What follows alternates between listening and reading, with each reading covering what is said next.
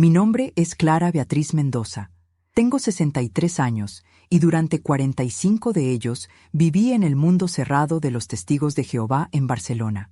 Hoy, mientras preparo un café en mi pequeña cocina de Santander, puedo oler la lluvia fina que siempre cae en este puerto del norte, tan diferente al sol mediterráneo que me vio crecer.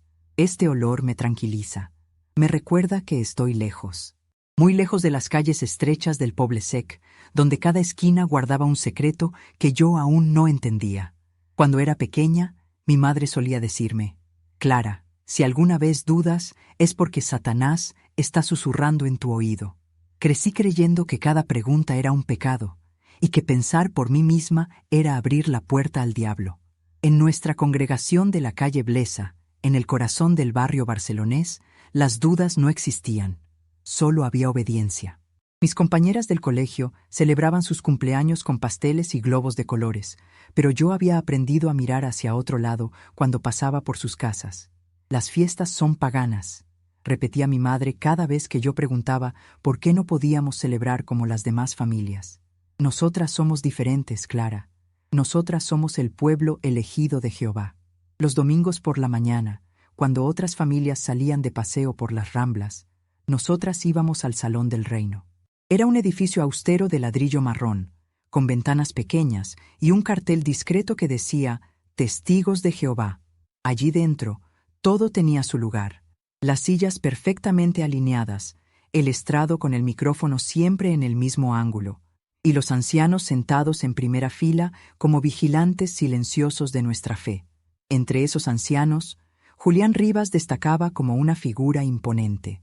Alto, de pelo gris perfectamente peinado hacia atrás, con trajes oscuros que siempre olían a lavanda y zapatos de cuero que brillaban más que los espejos.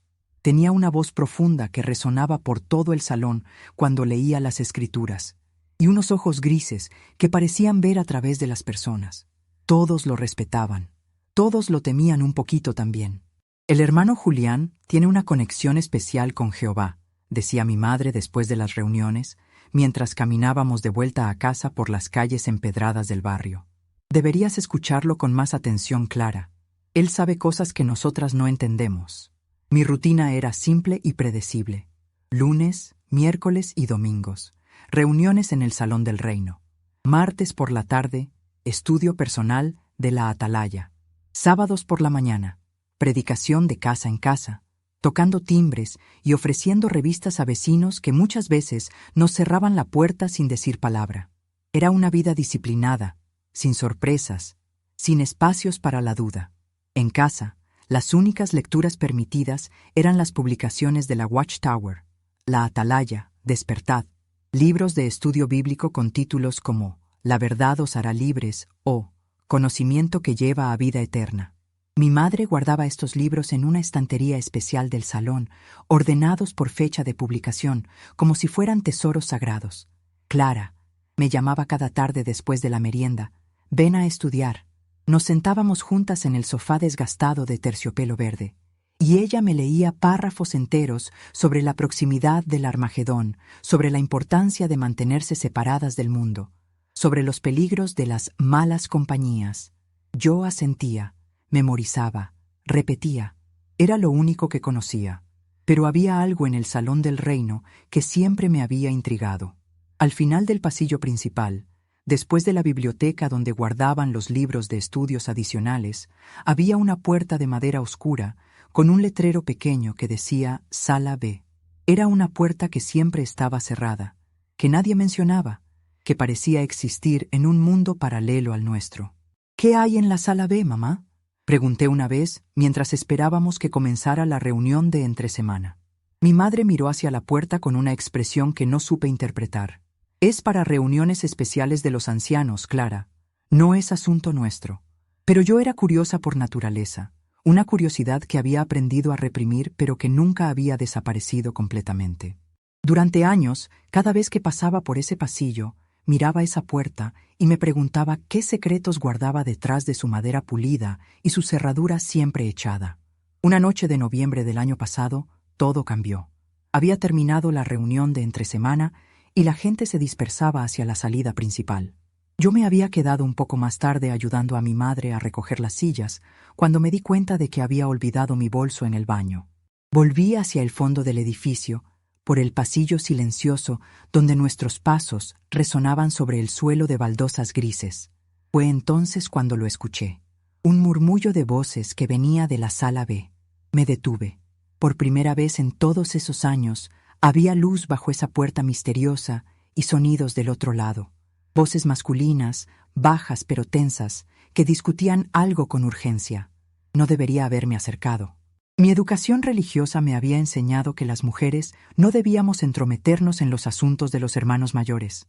Pero algo en el tono de esas voces, algo desesperado y secreto, despertó esa curiosidad dormida que llevaba décadas reprimiendo. Me acerqué sin hacer ruido, conteniendo la respiración. Las baldosas frías bajo mis pies parecían querer delatarme con cada paso. Y entonces, con el oído pegado a la madera fría de la puerta, escuché una frase que congelaría mi sangre para siempre. Si ella habla algo, la disciplinaremos de forma ejemplar. Aquella frase resonó en mi cabeza durante días como una campana siniestra. Si ella habla algo, la disciplinaremos de forma ejemplar. ¿De quién hablaban? ¿Qué había hecho esa mujer para merecer la disciplina de los ancianos? Y sobre todo, ¿por qué esa conversación se llevaba a cabo en secreto, después de las reuniones, en una sala que oficialmente no existía para nosotras, las mujeres de la congregación? Nací en Barcelona en 1961, en plena dictadura franquista, cuando las mujeres españolas necesitaban el permiso de sus maridos hasta para abrir una cuenta bancaria. Mi madre, Mercedes Blanco, había conocido la verdad a través de una mujer mayor que tocó en nuestra puerta cuando yo tenía apenas 3 años. Mi padre, Ramón Mendoza, era electricista y aunque nunca se bautizó, respetaba la fe de mi madre porque le daba tranquilidad después de haber perdido 2 bebés antes de que yo naciera. Crecí en un piso pequeño de la calle Parlament, en un tercer piso sin ascensor que olía permanentemente a lejía y gazpacho. Mi madre limpiaba oficinas por las mañanas y por las tardes se dedicaba a estudiar las publicaciones de la Watchtower con una disciplina casi militar. Recuerdo sus manos ásperas pasando las páginas de la Atalaya mientras murmuraba versículos bíblicos como oraciones protectoras. «Clara, ven acá», me decía todos los días después del colegio. Me sentaba a su lado en la mesa de la cocina, entre el frutero de plástico naranja y el azucarero desportillado, mientras ella me explicaba por qué éramos diferentes de las demás familias del barrio. «Nosotras tenemos la verdad, hija. Los demás viven en la oscuridad». Mi infancia estuvo marcada por prohibiciones que entonces me parecían normales, pero que ahora reconozco como un sistema de control minucioso. No podíamos celebrar cumpleaños porque tenían origen pagano. No podíamos cantar el himno nacional en el colegio porque equivalía a idolatría. No podíamos tener novio hasta estar preparadas para el matrimonio. No podíamos ir al cine a ver películas que mostraran violencia, sexo o magia. No podíamos hacer amistad íntima con compañeras de clase que no fueran testigos. «El mundo está controlado por Satanás», repetía mi madre cada vez que yo protestaba por alguna restricción. «Cualquier cosa que nos aleje de Jehová viene de él». En la congregación éramos unas 80 personas, repartidas entre varias familias que formaban un microcosmo cerrado donde todos conocían la vida de todos. Estaban los García, que tenían una tienda de ultramarinos en la calle Conde Borrell, los Vega, que vivían en el Eixample y eran considerados prósperos porque tenían coche, y las hermanas Morales, 2 solteronas que vivían juntas y que siempre olían a naftalina y agua de rosas. Entre todas estas familias, los ancianos ejercían un poder absoluto e incuestionable. Eran 5 hombres que tomaban todas las decisiones importantes. ¿Quién podía casarse con quién? ¿Quién podía participar en ciertas actividades? ¿Quién necesitaba consejo espiritual? ¿Y quién merecía ser disciplinado públicamente por alguna transgresión? Julián Rivas era, sin duda, el más respetado y temido de todos. Había llegado a nuestra congregación a principios de los años 80, procedente de Madrid, donde había sido anciano en una congregación mucho más grande. Traía consigo una reputación de sabiduría bíblica excepcional y una capacidad para manejar casos difíciles que lo convirtió rápidamente en el anciano coordinador. Era un hombre meticuloso en todo. Sus trajes siempre perfectamente planchados, sus zapatos siempre brillantes, su pelo gris peinado hacia atrás con gomina que olía a lavanda. Cuando hablaba desde el estrado, su voz resonaba con una autoridad que parecía venir directamente del cielo. Citaba versículos bíblicos en griego y hebreo, conocía detalles históricos que impresionaban a toda la congregación, y tenía una manera de explicar las doctrinas más complejas que hacía que parecieran simples y evidentes. El hermano Julián es un regalo de Jehová para nuestra congregación, decía mi madre después de cada uno de sus discursos. Es un hombre realmente espiritual.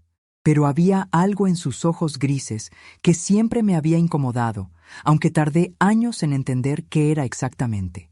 Era una frialdad calculada, una manera de mirar a las mujeres de la congregación que me hacía sentir como si fuéramos especímenes bajo un microscopio.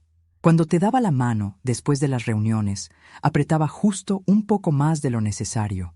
Cuando te aconsejaba sobre algún tema espiritual, se inclinaba hacia adelante de una manera que invadía tu espacio personal. Su esposa, Carmen Rivas, era todo lo contrario. Una mujer frágil, silenciosa, que siempre parecía estar disculpándose por existir. Era más joven que él, quizás unos 10 años, y tenía una belleza marchita que sugería que en algún momento había sido muy hermosa. Pero ahora, a los 40 y tantos años, siempre parecía cansada. Siempre tenía ojeras oscuras que intentaba disimular con polvos de maquillaje baratos. La hermana Carmen sufre de migrañas crónicas, explicaba Julián cuando alguien preguntaba por qué su esposa participaba tan poco en las actividades de la congregación. Por eso a veces parece ausente. Los médicos le han recetado medicamentos muy fuertes. Era verdad que Carmen siempre parecía como si estuviera bajo los efectos de algún medicamento. Hablaba muy bajito, con voz ronca, y a menudo se quedaba callada en medio de una conversación como si hubiera perdido el hilo de lo que estaba diciendo. En las reuniones se sentaba siempre en la misma silla de la tercera fila, con la mirada fija en el suelo y las manos cruzadas sobre la falda. Pero lo que más me llamaba la atención de la familia Rivas era su hija, Patricia. Tenía mi edad, habíamos crecido juntas en la congregación, pero a partir de la adolescencia se había vuelto cada vez más retraída y misteriosa. Era una chica bonita, con el pelo castaño largo y los ojos verdes de su padre, pero había algo en su mirada que me recordaba a un animal herido. Patricia casi nunca participaba en las actividades para los jóvenes. No salía en la predicación de casa en casa. Raramente comentaba durante las reuniones, y cuando lo hacía, su voz temblaba como si tuviera miedo de decir algo equivocado. Sus padres siempre tenían una excusa. Estaba estudiando para los exámenes del instituto. Estaba ayudando a su madre con las tareas domésticas. Estaba atravesando una fase difícil típica de la adolescencia. Patricia es una chica muy sensible, explicaba Julián cuando alguien preguntaba por su hija. A veces las jóvenes hermanas necesitan tiempo para madurar espiritualmente. A los 18 años, Patricia desapareció de la congregación. De la noche a la mañana, dejó de asistir a las reuniones. Julián anunció desde el estrado que su hija había decidido buscar su propio camino en el mundo y que la familia estaba confiando en Jehová para que regresara a la verdad cuando estuviera preparada. Es una decisión muy dolorosa para los padres espirituales, dijo aquella noche de domingo con una voz que parecía genuinamente entristecida. Pero a veces debemos respetar el libre albedrío de nuestros hijos, incluso cuando toman decisiones que nos lastiman. Toda la congregación se conmovió con su aparente sufrimiento paternal. Las hermanas mayores se acercaron después de la reunión a consolar a Carmen, que lloraba en silencio en su silla habitual. Varias familias trajeron comida a la casa de los Rivas durante las semanas siguientes, como si hubieran sufrido una muerte en la familia. Pero yo tenía 18 años y una intuición que me decía que algo no encajaba en esa historia. ¿Por qué una chica que había crecido en la verdad simplemente desaparecía sin despedirse de nadie? ¿Por qué no había intentado comunicarse con ninguna de sus amigas de la congregación? ¿Y por qué, cada vez que alguien mencionaba su nombre, Julián cambiaba de tema con una rapidez que parecía ensayada? Durante los años siguientes, convertida ya en una mujer joven que participaba activamente en todas las actividades de la congregación, Desarrollé una relación estrecha con mi madre que se basaba en el estudio conjunto de las publicaciones y en largas conversaciones sobre temas espirituales. Era una relación cálida, llena de complicidad, pero siempre limitada por los parámetros estrictos de nuestra fe. Mi madre era una mujer buena, sincera en su fe, que realmente creía que estaba criando a su hija en el camino correcto. Trabajaba duro para mantenernos a las dos después de que mi padre muriera de un infarto cuando yo tenía 21 años. Limpiaba oficinas por la mañana, cuidaba a una señora mayor por la tarde, y por la noche estudiaba conmigo las publicaciones con una dedicación que ahora reconozco como heroica. Clara, mi niña, me decía mientras repasábamos juntas los versículos para la reunión de entre semana, nosotras somos muy afortunadas. Jehová nos ha dado la verdad en esta vida. Hay millones de personas que van a morir en el Armagedón porque no conocen lo que nosotras conocemos. Esa responsabilidad pesaba sobre mis hombros como una mochila cargada de piedras. Sabía que tenía la obligación de predicar, de convertir a otras personas, de ser un ejemplo perfecto de mujer cristiana. Cualquier error mío no solo me ponía en peligro a mí, sino que podía hacer tropezar a otras personas y alejarlas de la salvación. A los 25 años me casé con David Ruiz, un hermano de otra congregación de Barcelona que trabajaba como contable en una empresa de importaciones. Era un hombre bueno, devoto, que compartía mis valores religiosos y que había sido recomendado por su anciano coordinador como un futuro cabeza de familia ejemplar. Nuestro noviazgo duró 6 meses, siempre bajo la supervisión de nuestros padres y ancianos, y nuestra boda se celebró en el Salón del Reino con una ceremonia sencilla seguida de una comida familiar. David y yo formamos lo que todos consideraban un matrimonio modelo. Íbamos juntos a todas las reuniones, participábamos en la predicación como pareja, estudiábamos juntos las publicaciones cada noche después de la cena. Él trabajaba y yo me encargaba de la casa, siguiendo el patrón tradicional que la organización promovía para las familias cristianas. Tuvimos 2 hijos, Miguel en 1989 y Carmen en 1991. Los criamos según todas las directrices de la Watchtower, llevándolos a las reuniones desde bebés, enseñándoles a comportarse silenciosamente durante los discursos, explicándoles desde pequeños por qué éramos diferentes de las demás familias, por qué no celebrábamos fiestas paganas, por qué debían elegir bien a sus amigos. Eran niños buenos, obedientes, que parecían aceptar naturalmente las restricciones de nuestra fe.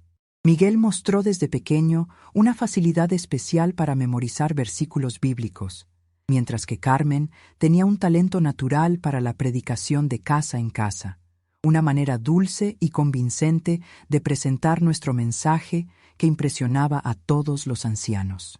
Durante todos esos años, la figura de Julián Rivas continuó dominando nuestra congregación como una sombra alargada. Había envejecido con dignidad, su pelo ahora completamente blanco, pero aún perfectamente peinado, su autoridad incuestionable, su reputación de sabiduría espiritual intacta. Había dirigido decenas de casos de disciplina, había aconsejado a innumerables matrimonios, había tomado decisiones que afectaban la vida de todas las familias de la congregación. Y durante todos esos años, yo había mantenido guardado en un rincón de mi memoria aquel rumor sobre Patricia, su hija desaparecida, y aquella sensación incómoda que sentía cada vez que estaba cerca de él. Pero había aprendido a reprimir esas dudas, como había aprendido a reprimir cualquier pensamiento que pudiera considerarse desleal hacia la organización. Hasta aquella noche de noviembre cuando escuché esas voces en la sala B y todo empezó a derrumbarse. Durante las semanas que siguieron a aquella noche en la sala B, mi vida se convirtió en una representación teatral. Seguía asistiendo a las reuniones, participaba en los comentarios, salía en la predicación los sábados por la mañana, pero por dentro algo había cambiado para siempre. Era como si hubiera descubierto que el telón de fondo de mi mundo era solo eso, un telón pintado que ocultaba una realidad completamente diferente. ¿Estás bien, Clara?, me preguntó mi madre una mañana de diciembre mientras desayunábamos juntas en la cocina. Te veo muy pensativa últimamente. Estoy bien, mamá. Solo un poco cansada del trabajo. Mentí, untando mermelada en una tostada que sabía a cartón en mi boca. Pero no estaba bien. Cada noche, Cuando apoyaba la cabeza en la almohada, escuchaba de nuevo aquella frase: si ella habla algo, la disciplinaremos de forma ejemplar. ¿Quién era esa mujer de la que hablaban? ¿Qué había hecho para merecer una disciplina tan severa que tenía que ser planeada en secreto? ¿Y por qué los ancianos se reunían a escondidas para discutir estos temas? Durante años había creído ciegamente en la transparencia de los procedimientos de la congregación. ¿Sí? Cuando alguien era disciplinado públicamente, se anunciaba desde el estrado el motivo general: el hermano fulano ha sido disciplinado por conducta impropia, o la hermana mengana necesita consejo espiritual por desobediencia a los principios bíblicos. Pero aquella conversación sugería que había otro nivel de decisiones, más profundo y más turbio, del cual las mujeres de la congregación no sabíamos nada. Comencé a observar con más atención a Julián durante las reuniones. Su manera de hablar, sus gestos, la forma en que miraba a ciertas hermanas de la congregación. Había algo en su comportamiento que antes había atribuido a autoridad espiritual, pero que ahora me parecía más siniestro. La manera en que se dirigía a las mujeres más jóvenes, siempre con una sonrisa que no llegaba a sus ojos. La forma en que tocaba sus hombros cuando las aconsejaba después de las reuniones, manteniéndolas un poco más cerca de lo necesario. El hermano Julián es muy paternal con todas nosotras, comentaba mi madre después de las reuniones. Es un don de Dios tener un anciano que se preocupa tanto por nuestro bienestar espiritual. Pero yo empezaba a preguntarme si esa preocupación paternal no escondía algo más inquietante. Una tarde de enero, mientras limpiaba la oficina del segundo piso en el edificio donde trabajaba, encontré olvidado en el suelo un periódico local con fecha de hacía 2 semanas. Mientras lo doblaba para tirarlo, un titular me llamó la atención: Mujer denuncia abuso sexual en organización religiosa de la ciudad. Mi corazón se aceleró mientras leía el artículo. La historia era escueta pero perturbadora. Una mujer de 35 años, cuyo nombre no se mencionaba por motivos de privacidad, había presentado una denuncia formal contra un líder de su organización religiosa por abuso sexual que habría durado varios años. Según el artículo, la mujer alegaba que cuando intentó denunciar el caso internamente, se le dijo que necesitaba 2 testigos para que la acusación fuera válida, y que cuando insistió en buscar ayuda externa, fue expulsada de la organización y separada de su familia. El artículo no mencionaba específicamente a los testigos de Jehová, pero cualquier persona familiarizada con nuestras doctrinas reconocería inmediatamente la regla de los 2 testigos, un principio bíblico que exigía que cualquier acusación grave fuera corroborada por al menos 2 testigos para ser considerada válida. Mi mente voló inmediatamente a Patricia, la hija desaparecida de Julián. ¿Era posible que hubiera alguna conexión? ¿Era posible que su desaparición repentina de la congregación no hubiera sido una decisión personal, como había explicado su padre, sino algo mucho más dramático? Esa noche no pude dormir. Cada vez que cerraba los ojos, veía el rostro pálido de Patricia tal como lo recordaba en sus últimos meses en la congregación. Siempre asustado, siempre evitando el contacto visual, siempre como si estuviera esperando algo terrible que iba a suceder en cualquier momento. A la mañana siguiente, tomé una decisión que cambiaría mi vida para siempre. Decidí buscar a Patricia. No tenía idea de por dónde empezar. No tenía su teléfono, no sabía dónde vivía, no tenía ningún contacto con ella desde su desaparición hacía más de 20 años. Pero Barcelona no es tan grande, y los registros públicos pueden revelar más información de la que uno imagina. Comencé por los registros del padrón municipal. Como trabajaba en una oficina que tenía acceso a ciertas bases de datos administrativos, pude buscar su nombre completo: Patricia Rivas Herrera.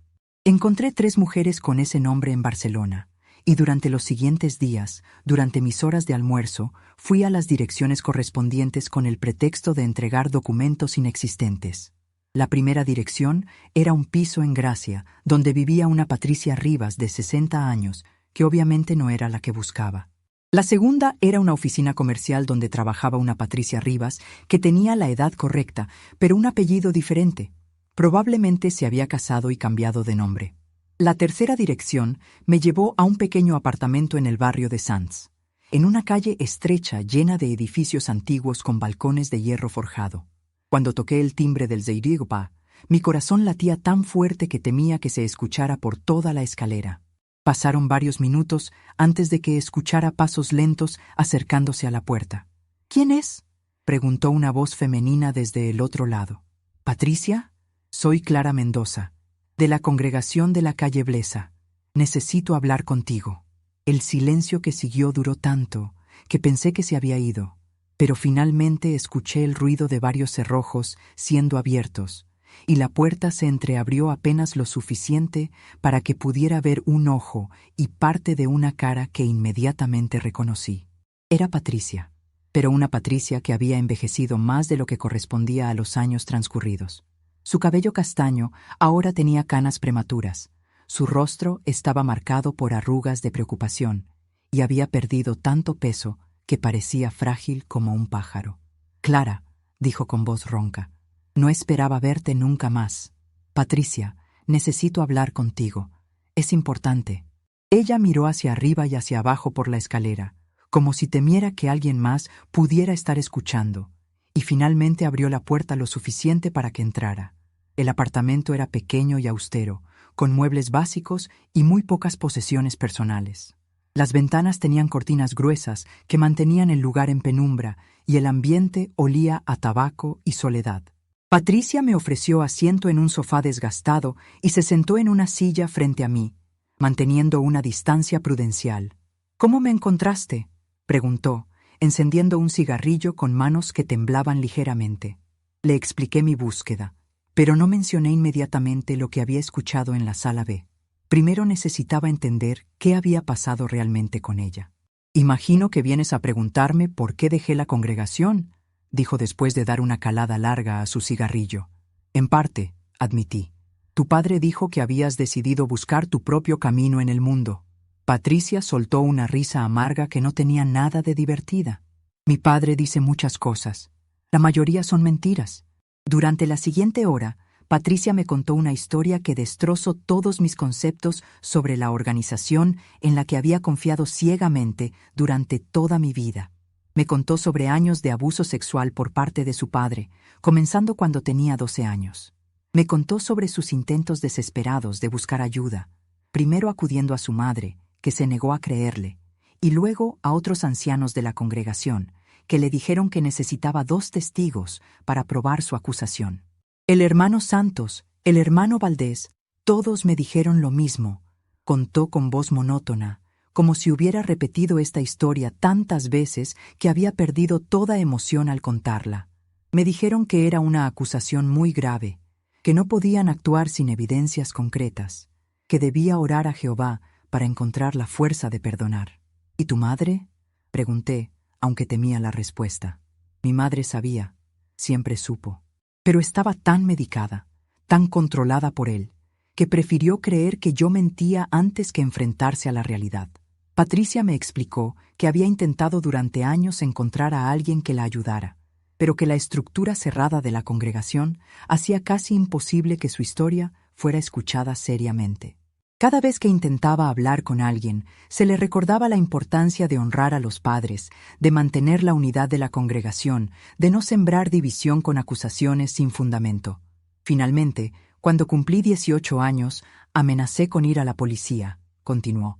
Esa noche, mi padre vino a mi habitación y me dijo muy claramente que si hacía eso, no solo sería expulsada de la congregación, sino que él se encargaría de que toda Barcelona supiera que era una mentirosa y una perturbada mental. «Entonces te fuiste», dije, empezando a comprender la magnitud de lo que me estaba contando. Me fui esa misma noche. Tenía algo de dinero ahorrado de trabajos de verano, y una compañera del instituto que no era testigo me alojó durante unos meses. Conseguí trabajo, alquilé este apartamento y durante años viví con el miedo constante de que él apareciera en mi puerta. Mientras Patricia hablaba, mi mente procesaba las implicaciones de lo que estaba escuchando. No era solo el abuso en sí, que ya era suficientemente horrible, sino todo el sistema de encubrimiento que lo había hecho posible. Los ancianos que se habían negado a investigar, la madre que había elegido la negación antes que proteger a su hija, La organización que había priorizado su reputación antes que la seguridad de una niña. Patricia, dije finalmente, ¿sabes si hay otras víctimas? Ella me miró directamente a los ojos por primera vez desde que había llegado. ¿Por qué me preguntas eso? Le conté entonces sobre la conversación que había escuchado en la sala B, sobre aquella frase ominosa sobre disciplinar a alguien de forma ejemplar si hablaba. El rostro de Patricia se puso pálido. Clara, tienes que tener mucho cuidado. Si ellos sospechan que sabes algo, son capaces de cualquier cosa para protegerse. ¿Cualquier cosa como qué? Como fabricar evidencias contra ti, como hacer que toda la congregación crea que estás mentalmente inestable, como asegurarse de que pierdas a tu familia, tu trabajo, todo lo que te importa. Esa tarde regresé a casa con la cabeza dando vueltas. Todo lo que había creído sobre mi fe, sobre los ancianos, sobre la organización que había dedicado mi vida entera, se había desmoronado en el espacio de una conversación. No era solo que Julián fuera un abusador, era que todo el sistema estaba diseñado para proteger a hombres como él y silenciar a víctimas como Patricia. Durante las semanas siguientes, comencé a observar la congregación con ojos completamente nuevos. Las hermanas jóvenes que siempre parecían nerviosas alrededor de ciertos ancianos, las esposas que se mantenían anormalmente silenciosas, los casos de disciplina que siempre parecían afectar más a mujeres que a hombres, los susurros que se detenían cuando alguien se acercaba. Una noche, mientras estudiaba la atalaya con mi madre como habíamos hecho durante décadas, no pude más. «Mamá, ¿tú crees que los ancianos pueden cometer errores?» Ella levantó la vista de la revista con sorpresa. «Claro que pueden cometer errores, Clara.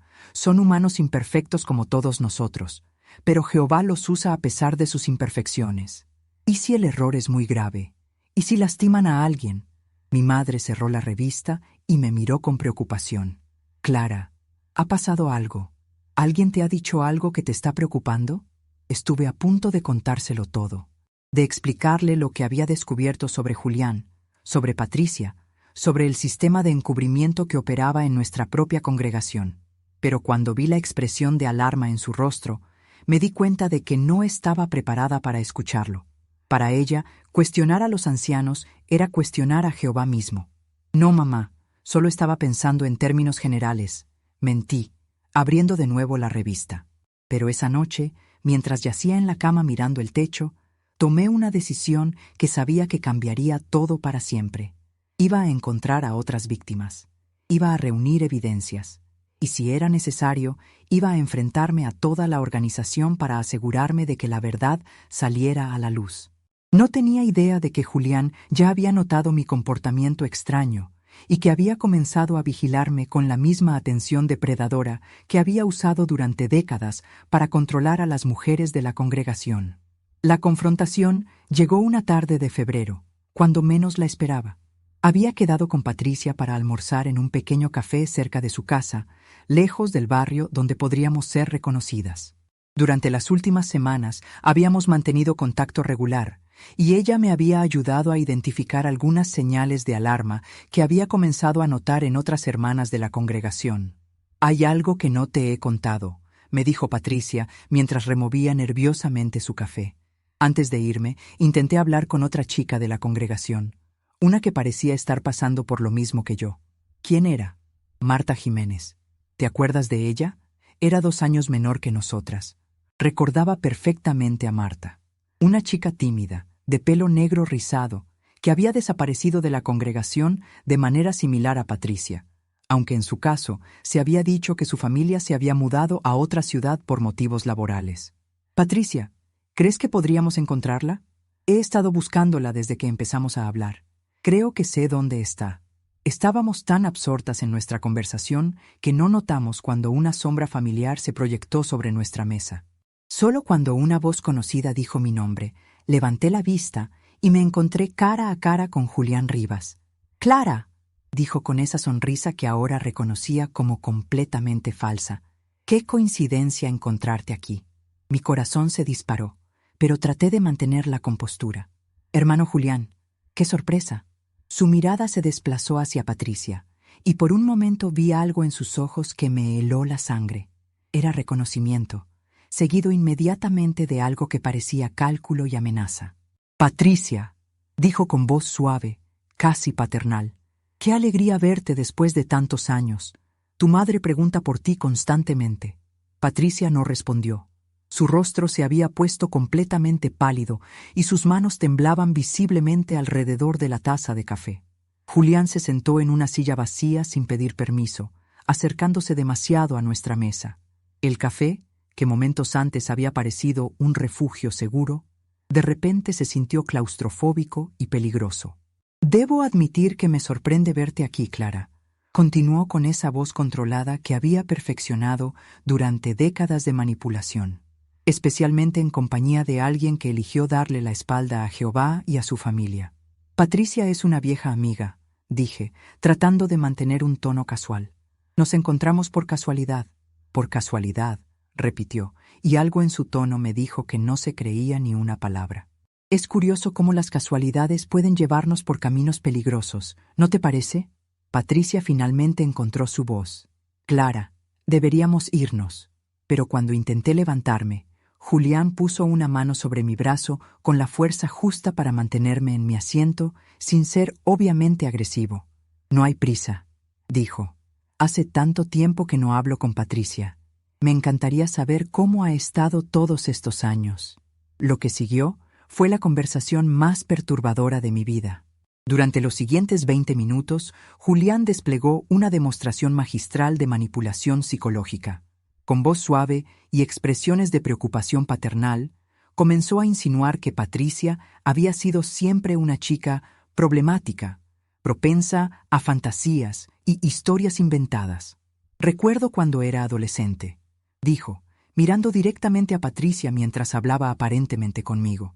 «Siempre tenía estas ideas extrañas sobre las cosas. Su madre y yo estábamos muy preocupados por su salud mental». Patricia permanecía en silencio, pero podía ver las lágrimas acumulándose en sus ojos.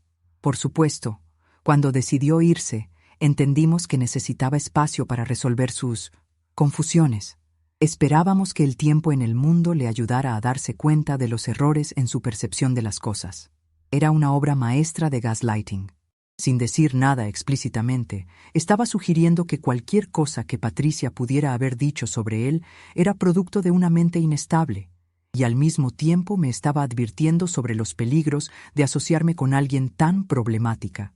«Hermano Julián», dije finalmente, «creo que Patricia y yo deberíamos irnos ahora».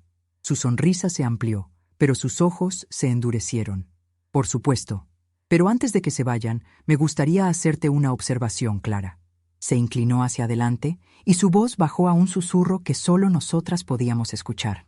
«He notado que has estado un poco distraída últimamente en las reuniones. Tu madre también lo ha notado. Estamos preocupados de que alguien pueda estar influyendo negativamente en tu espiritualidad». La amenaza era clara. Había estado vigilándome, y ahora tenía evidencia de mi asociación con elementos apóstatas. «No hay nada de qué preocuparse», respondí, pero mi voz sonó menos firme de lo que hubiera querido. «Me alegra escuchar eso», dijo, levantándose de la silla con movimientos deliberadamente lentos, «porque sería terrible que una hermana fiel como tú se viera arrastrada por las fantasías de alguien que claramente está atravesando dificultades emocionales». Antes de irse, se inclinó hacia Patricia una última vez. «Dale mis saludos a tu madre, hija. Ella reza por ti todas las noches». Cuando finalmente se fue, Patricia y yo nos quedamos sentadas en silencio durante varios minutos. El aire mismo parecía haberse vuelto más espeso, cargado de amenaza y peligro. «Clara», dijo Patricia finalmente, «tienes que alejarte de esto. Él sabe que sabes algo». «No puedo alejarme», respondí, aunque mi voz temblaba. «Si me alejo ahora, él gana. Y si hay otras víctimas,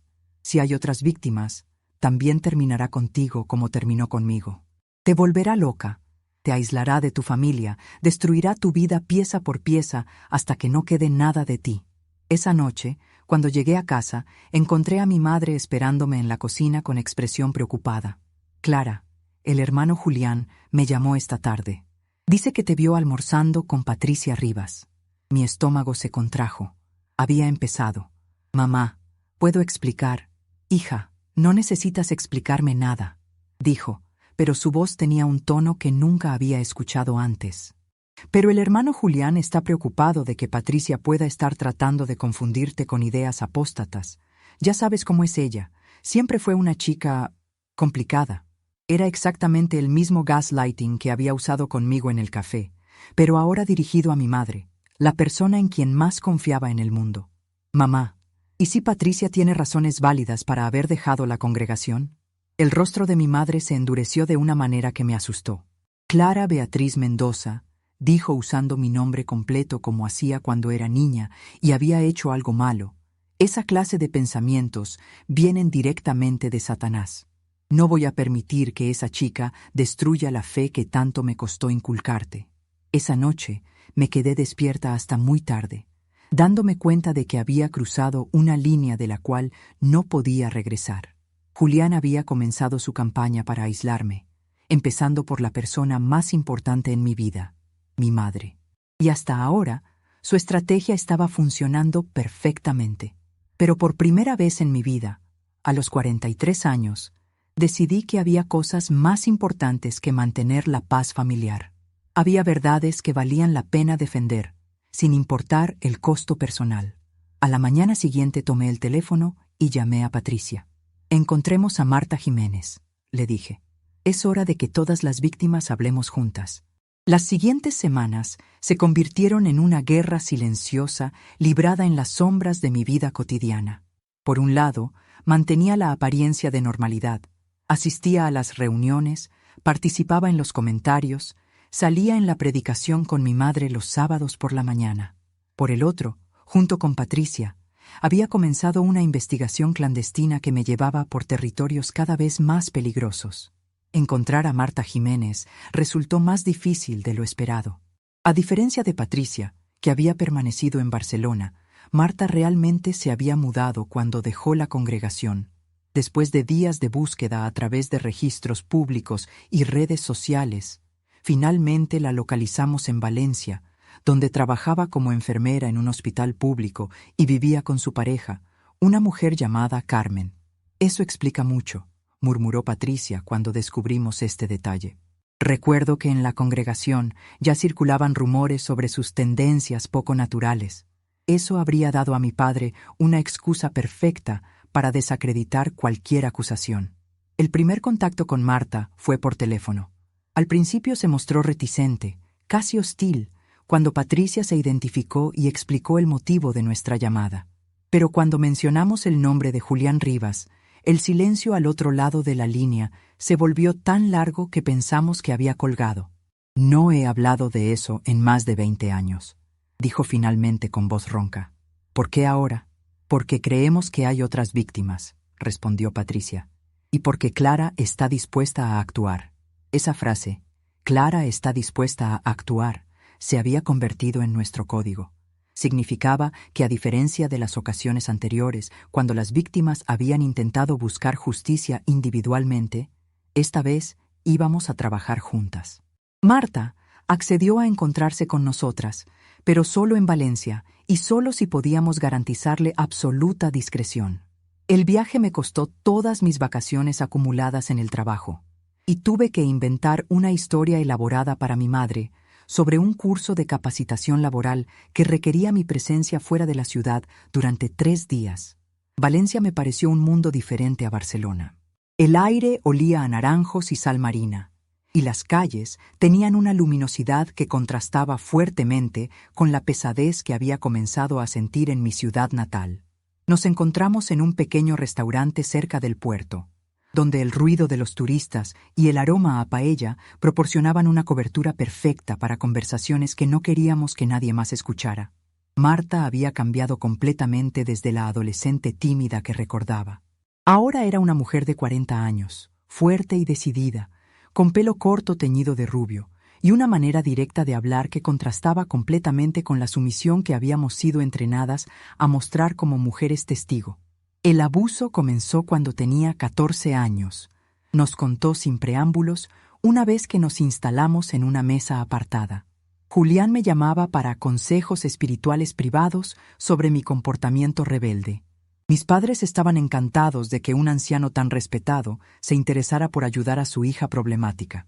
La historia que nos contó era dolorosamente similar a la de Patricia, pero con variaciones que mostraban la experiencia y sofisticación que Julián había desarrollado como depredador a lo largo de los años.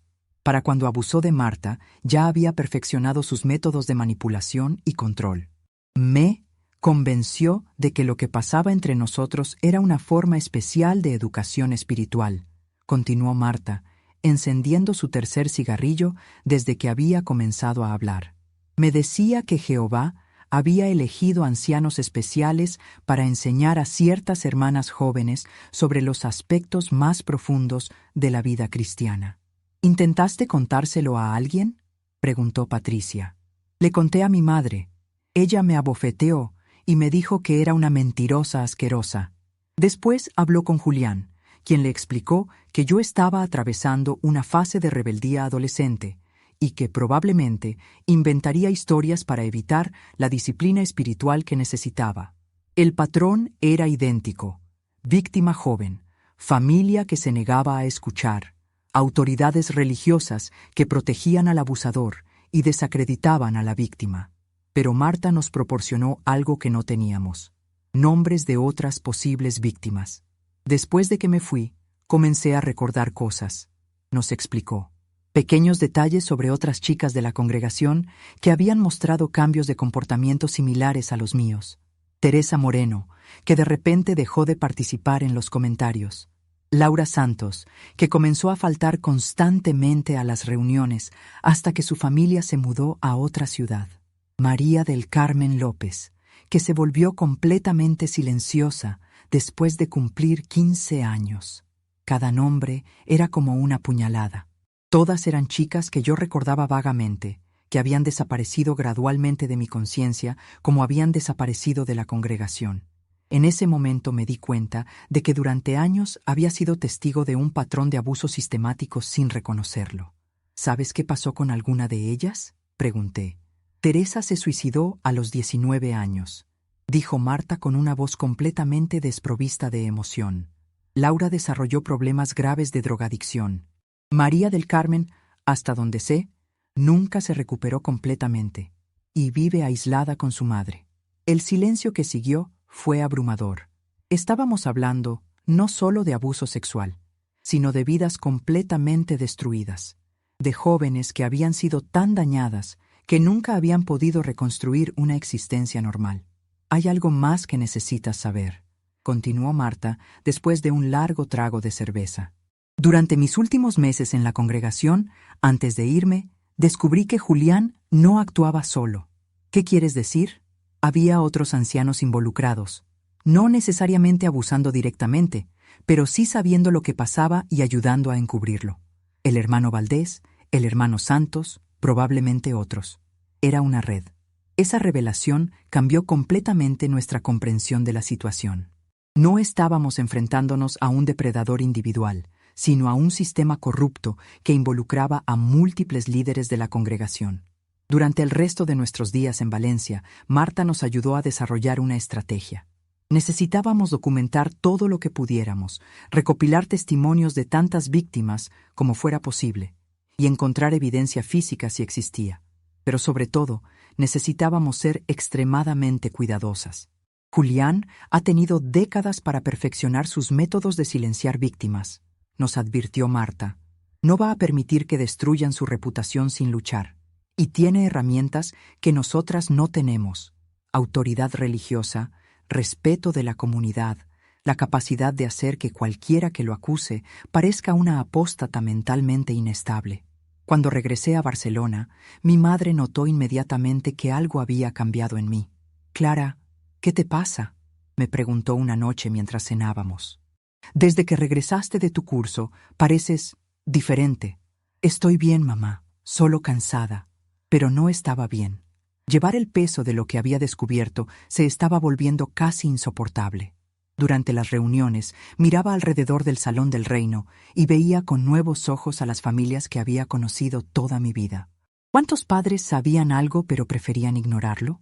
¿Cuántas madres habían sacrificado a sus hijas en el altar de la reputación organizacional? ¿Cuántos ancianos eran cómplices activos o pasivos?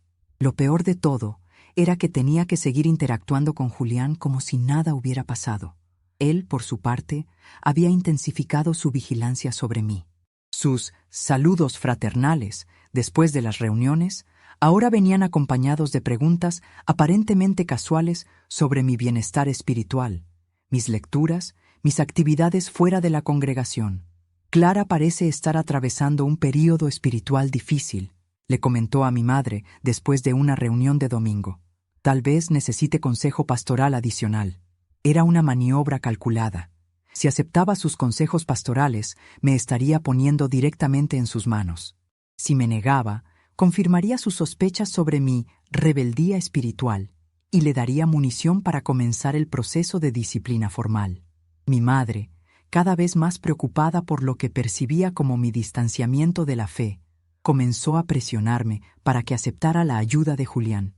Hija, el hermano Julián solo quiere ayudarte.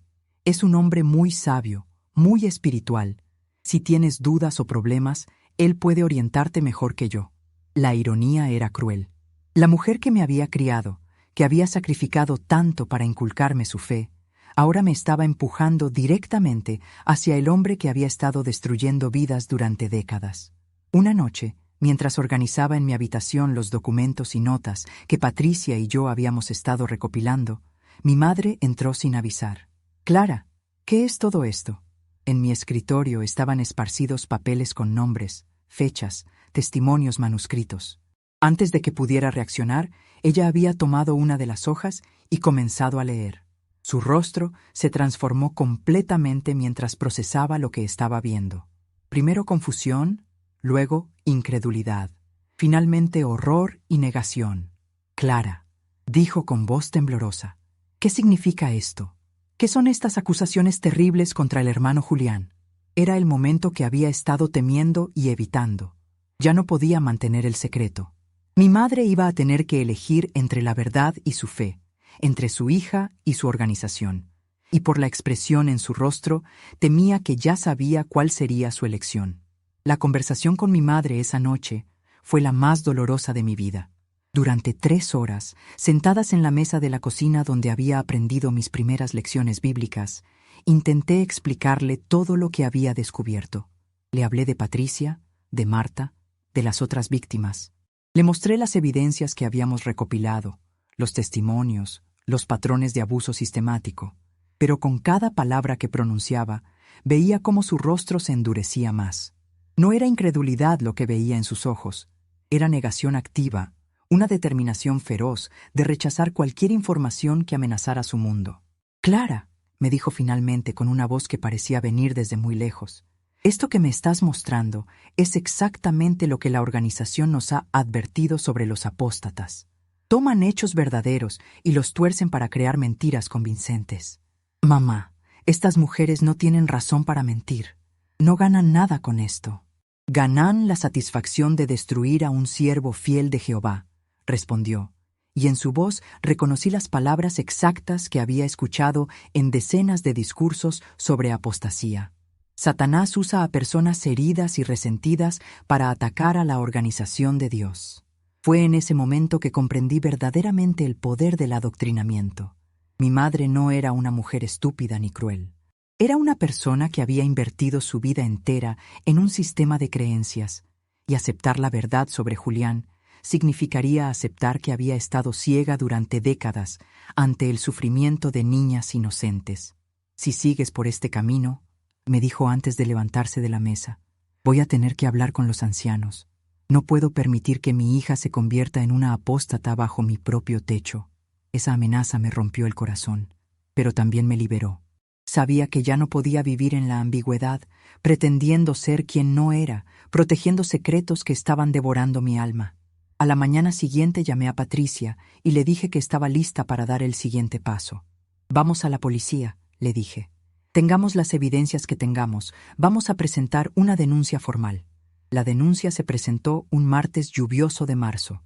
Patricia, Marta, que viajó desde Valencia específicamente para esto, y yo nos sentamos en una comisaría gris y fría mientras un inspector de mediana edad tomaba nuestro testimonio con expresión cada vez más sombría. Entiendan que casos como este son extremadamente difíciles de procesar, nos explicó después de escuchar toda la historia. Los hechos ocurrieron hace décadas. La mayoría de las víctimas son reacias a testificar, y se trata de una organización que tiene recursos para defenderse agresivamente. ¿Eso significa que no van a investigar?, preguntó Patricia. Significa que van a intentar desacreditar a todas ustedes antes de que esto llegue a juicio. Prepárense para que sus vidas sean escrutinadas minuciosamente. El inspector no exageraba. Una semana después de presentar la denuncia, comenzó la campaña de represalias. Primero fueron las llamadas telefónicas anónimas a mi trabajo, insinuando que yo había estado involucrada en actividades ilegales. Después fueron los rumores en el vecindario sobre mi inestabilidad mental y mis asociaciones peligrosas. Pero el golpe más duro vino donde más me dolía: mi familia. Mi madre, cumpliendo su amenaza, había informado a los ancianos sobre mis actividades apóstatas. El proceso fue rápido y eficiente. Fui citada a una reunión con 3 ancianos. Julián, convenientemente, se recusó debido a conflicto de intereses, donde se me presentó un ultimátum simple: retractarme públicamente de todas mis acusaciones y buscar ayuda profesional para mis problemas psicológicos, o ser expulsada de la congregación. Clara, me dijo el hermano Santos, con voz suave pero implacable, entendemos que has pasado por un período difícil. Las mujeres a veces son más susceptibles a las influencias espirituales negativas, pero Jehová es misericordioso con quienes reconocen sus errores. Les dije que necesitaba tiempo para pensar. Esa noche, mi madre vino a mi habitación por última vez. Clara, por favor, me suplicó con lágrimas en los ojos, retráctate. Di que todo fue una confusión, que te dejaste influenciar por mujeres resentidas. Podemos superar esto si actúas sabiamente. La miré, a esta mujer que había sido mi mundo entero durante 43 años, y tomé la decisión más difícil de mi vida. No puedo, mamá. No puedo vivir sabiendo lo que sé y no hacer nada al respecto. Al día siguiente fui expulsada de la congregación por apostasía y calumnia contra un siervo designado de Jehová. Mi madre, siguiendo las reglas estrictas de la organización sobre el trato con expulsados, dejó de hablarme completamente. David, mi exmarido, se llevó a nuestros hijos a otra ciudad. Mis pocos amigos que no eran testigos se distanciaron después de semanas de presión y rumores. En el espacio de un mes perdí mi familia, mi comunidad, mi identidad completa. Pero algo extraordinario comenzó a suceder. Otras mujeres empezaron a contactarme. Primero fueron algunas de la misma congregación, luego de congregaciones vecinas, después de otras ciudades. Todas tenían historias similares, todas habían guardado silencio durante años, y todas encontraron valor en la decisión de Patricia, Marta y mía de hablar públicamente. La investigación policial se expandió. Se identificaron más víctimas, se descubrieron más encubrimientos, se revelaron más patrones de abuso en múltiples congregaciones. Julián fue finalmente arrestado, junto con 2 ancianos más que habían estado directamente involucrados en el encubrimiento. El juicio fue largo y brutal. Los abogados de la Watchtower presentaron exactamente la defensa que habíamos anticipado. Todas éramos mujeres mentalmente inestables, influenciadas por activistas antirreligiosos, motivadas por resentimiento hacia una organización que había intentado ayudarnos. Pero teníamos algo que no esperaban: demasiadas víctimas con historias demasiado consistentes como para ser fabricadas. Julián fue condenado a 12 años de prisión. Los otros 2 ancianos recibieron sentencias menores, pero perdieron sus posiciones en la organización. Más importante aún, el caso estableció un precedente legal que obligó a la Watchtower a cambiar algunos de sus procedimientos para el manejo de casos de abuso. Hoy, 5 años después de aquella noche en la Sala B, vivo en Santander, trabajando como consejera para víctimas de abuso religioso. Es un trabajo duro, emocionalmente agotador, pero profundamente significativo. Cada mujer que ayudo a encontrar su voz, cada niña que protegemos del silencio institucional, cada familia que se libera del control mental, justifica todo lo que perdí. Mi madre murió hace 2 años, sin haber vuelto a hablarme. Encontraron mi número telefónico entre sus cosas personales, anotado en un papel desgastado que había estado en su cartera durante años. Nunca sabré si en sus últimos días se arrepintió de haber elegido la organización por encima de su hija, pero he aprendido a vivir con esa incertidumbre. Mis hijos, ya adultos, han restablecido contacto conmigo gradualmente. Entender lo que realmente pasó les tomó años y nuestra relación probablemente nunca será la misma que habría sido sin toda esta experiencia. Pero están aquí, están libres, y están criando a mis nietos sin el miedo y el control que marcaron nuestras vidas durante tantos años. Patricia vive ahora en Madrid, donde dirige un grupo de apoyo para exmiembros de sectas. Marta sigue en Valencia con su pareja Carmen, trabajando como enfermera y viviendo la vida auténtica que le fue negada durante su juventud. Seguimos en contacto las tres, unidas por una experiencia que ninguna de nosotras habría elegido vivir, pero que nos enseñó el verdadero significado del valor. A veces, en las noches quietas de este puerto del norte, cuando llueve suavemente sobre los tejados de Santander, pienso en todas las mujeres que aún permanecen en silencio, que aún creen que cuestionarse es pecado, que aún viven con miedo de perder todo si hablan. Y entonces me levanto, enciendo la computadora y continúo escribiendo estas historias que necesitan ser contadas, porque descubrí algo que ningún anciano, ninguna organización, ninguna autoridad puede quitarme. La verdad, una vez que la encuentras, te cambia para siempre. Y aunque el precio de hablar fue terrible, el precio de permanecer en silencio habría sido mucho peor. Aún despierto algunas noches oyendo pasos, pero ahora sé que no son de perseguidores, son de todas las mujeres que caminan hacia su libertad, paso a paso, una verdad a la vez. Esta es una historia real, compartida por una de nuestras seguidoras. Muchas gracias por confiar en nosotros. Si tú también tienes una historia que te gustaría compartir, escríbela en los comentarios. Estaremos muy felices de contar tu historia en nuestro canal.